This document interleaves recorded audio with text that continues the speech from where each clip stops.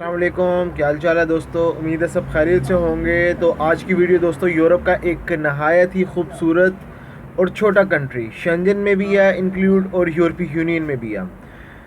अगर इसके मैं जोग्राफिया की बात करूं तो दोस्तों ये कंट्री स्विट्ज़रलैंड और ऑस्ट्रिया के दरमियान आता है। एक साइड से स्विट्ज़रलैंड ने से घेरा हुआ है और दूसरी साइड से इसे ऑस्ट्रिया ने। तो अभी इसका नाम बताता हूँ। तो नाम मोस्टली लोगों ने नहीं सुना होगा। नाम इसका है लिechtenstein। लिechtenstein अभी क्योंकि ना तो पाकिस्तानियों का ज़्यादा रुझान है उस तरफ लिechtenstein की तरफ और ना ही लोगों को ज़्यादा पता है। अगर आप मैप में भी देखते हो तो जिसको पता है स्पेशल इस नाम के बारे में या जिनको इसमें यूरोपीय यूनियन में या फिर शेंजन में लगा हुआ है उनको ही पता होगा लिechtenstein का। अदरवाइज़ किसी से भी पूछा जाए तो France, Germany, Italy, Spain, Denmark, Netherlands, ये बड़े कंट्रीज़ हैं। अगर छोटे कंट्रीज़ की बात की जाए तो उसमें माल्टा आ गया और पुर्तगाल वगैरह, इस तरह की कंट्रीज़ जहनों में होगा। हालांकि माल्टा भी छोटा सा एक जजीरा है, लेकिन माल्टा के बारे में इतने कंसल्टेंट्स ने, इतने एजेंट्स ने उसको मुतारफ़ करवाया, इतने लोग वहाँ पे गए और वर्क परमिट वहाँ से निकले, जिस वजह से माल्टा हर किसी की नज़रों में, हालांकि छोटा सा जजीरा है, यूरोप से एक किस्म का कटा हुआ है, अलहदा से है, लेकिन हर किसी को माल्टा के बारे में पता है। अब लिechtenstein के बारे में बात करूँ तो लिechtenstein दोस्तों किसी को भी इल्म नहीं है, ना ही वहाँ पे कोई जाता है, ना ही अप्लाई करता है उस एम्बेसी में। तो दोस्तों अगर लिechtenstein की मैं लैंग्वेज के बारे में बात करूं तो लिechtenstein की लैंग्वेज जर्मन लैंग्वेज चलती है। यूरोप में ये सेकंड एक कंट्री है जहां पे जर्मन लैंग्वेज चल रही है। अगर आप जर्मनी में भी रहते हो या फिर जर्मनी में आपका आप इंटरेस्टेड हो जाने के लिए और आप जर्मन लैंग्वेज सीख रहे हो तो मेरी नज़र में आपको लिechtenstein अपनी लिस्ट में ज़रूर शामिल करना चाहिए, क्योंकि ये एक बड़ा ही लैंडलॉर्ड और बहुत ही किसी रिच कंट्री आप कह सकते हो। यहाँ पे अगर मैं बात करूँ करेंसी की तो स्विस फ्रैंक चलता है यहाँ पे, और फ्रैंक आपको पता है स्विस फ्रैंक इसकी क्या वैल्यू है।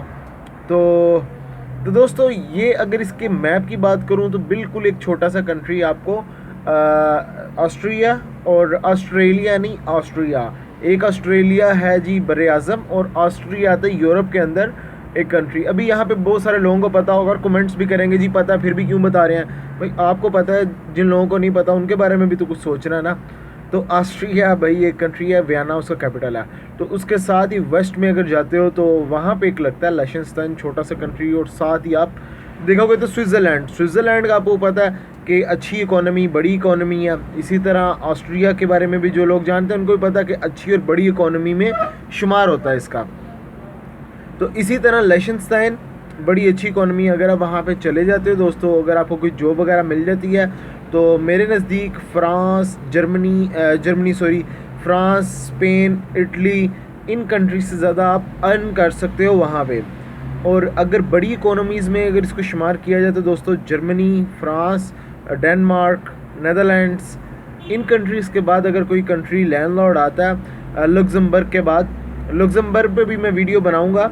लग्जमबर्ग भी एक छोटा सा नहायत खूबसूरत शेंजन में कंट्री है। तो उसके बाद ये लिechtenstein आता है। तो दोस्तों ये यूरोपीय यूनियन का भी हिस्सा है और शेंजन का भी पार्ट है। अब ये दोनों मुख्तलिफ चीज़ें हैं। अभी जैसा कि यूके आपको पता कि वो यूरोपीय यूनियन में तो है लेकिन शेंजन में ही था।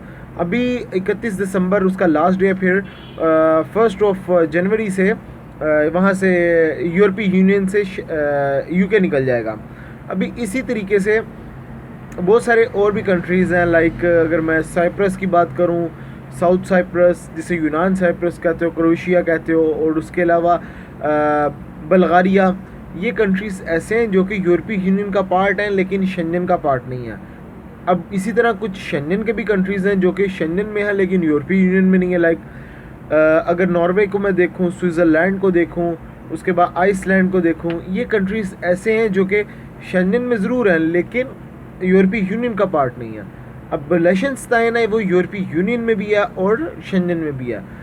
अब इसकी मैं डॉक्यूमेंटेशन की बात करूं, वीज़ा की बात करूं तो दोस्तों आप दूसरे कंट्रीज़ को अप्लाई करते हो, चेक Republic, Poland, Latvia, Letonia, Estonia और हंगरी वगैरह आप अप्लाई करते हो, क्यों अप्लाई करते हो? इसी वजह से ना कि यार यहाँ की वीज़ा रेशो अच्छी है आपके नज़र में, चेक रिपब्लिक की, आइसलैंड की, माल्टा की।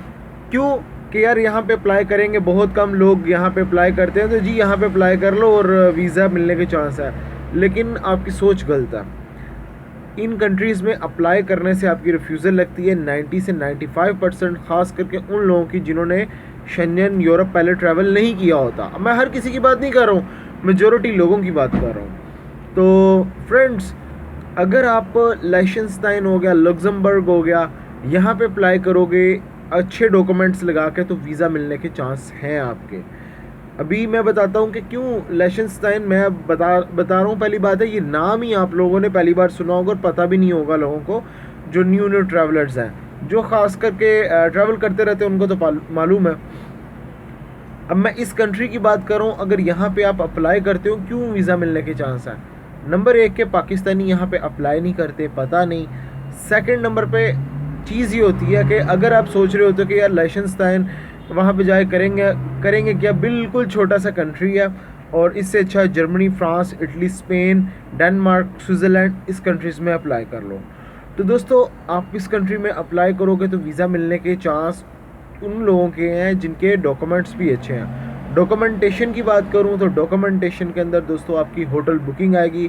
पेड अगर होटल बुकिंग लगाते हो तो अच्छे चांस आ जाएंगे। प्लान आपका 5 से 6 दिन या 7 दिन का रखो, इससे ऊपर का नहीं रखो, क्योंकि एक्सपेंसिव कंट्री है। ये मत सोचो कि वो चीप कंट्री है और वहाँ पे आप सरवाइव कर लोगे। स्विट्ज़रलैंड आपको पता है एक्सपेंसिव कंट्री है, डेनमार्क एक्सपेंसिव है, इसी तरह लग्जमबर्ग है, इसी तरह ही आपको लाइशेंस्टाइन है, ये भी एक्सपेंसिव कंट्रीज़ में इसका शुमार होता है। Hotel booking, flight reservation just reserve करवानी है। होटल बुकिंग भी आप रिज़र्व करवा सकते हो, लेकिन मेरी नज़र में आप बुक करवा लो। अच्छा, उसके बाद तो flight reservation, travel insurance 30,000 euro को जो कवर करती हो। उसके बाद एक ट्रैवल प्लान होगा। ट्रैवल प्लान के अंदर क्या आएगा, आपकी एक्टिविटीज़ कि आपने लाइशेंस्टाइन में जाके करना क्या है, डे 1 से डे लास्ट तक की ऑल एक्टिविटीज़ लिखनी है।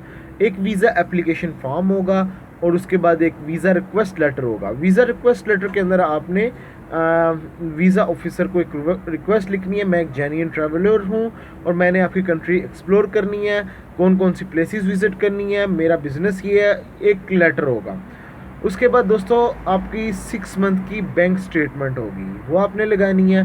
बैंक स्टेटमेंट के अंदर दोस्तों पाकिस्तान से आप अप्लाई कर रहे हो तो 9 से 10 लाख 12 लाख रख लो।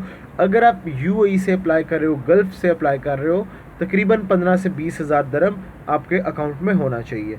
उसके बाद अकाउंट मेंटेनेंस लेटर पाकिस्तान से अप्लाई करने वालों के लिए यहाँ से हो जाए तो ठीक, अदरवाइज़ ज़रूरत नहीं है। NOC नो ऑब्जेक्शन सर्टिफिकेट आपकी कंपनी का, जिसमें कंपनी ने लिखा होगा कि आप छुट्टी पे जा रहे हो और हमें कोई इससे नहीं है कि कोई भी किसी भी किस्म का ऑब्जेक्शन नहीं है, आप वहाँ पे घूमने जा रहे हो, ठीक है, और आपकी सैलरी वहाँ पे इंक्लूड होगी। उसके बाद दोस्तों आपका वीज़ा स्टेटस थोड़ा सा अच्छा होना चाहिए। वीज़ा स्टेटस हो यूएई से अप्लाई करने वालों का गुड है। पाकिस्तान से अगर आपका बिज़नेस है तो आप NTN लगा दो, चैम्बर ऑफ कॉमर्स और टैक्स रिटर्न्स, ये सारी चीज़ें आप लगाओ। अगर ये चीज़ें लगाओगे, ट्रैवल हिस्ट्री थोड़ी सी होगी, तो आपको वीज़ा मिलने के चांस हैं। तो दोस्तों अगर कोई क्वेश्चन, कोई क्वेरी होगा तो आप कमेंट्स कर सकते हो। मैं इंशाल्लाह कोई नई वीडियो बना दूंगा लाइशेंस्टाइन पे। अपना ख्याल रखें, नई वीडियो इंशाल्लाह उसमें मिलेंगे। टेक केयर, अल्लाह हाफिज़।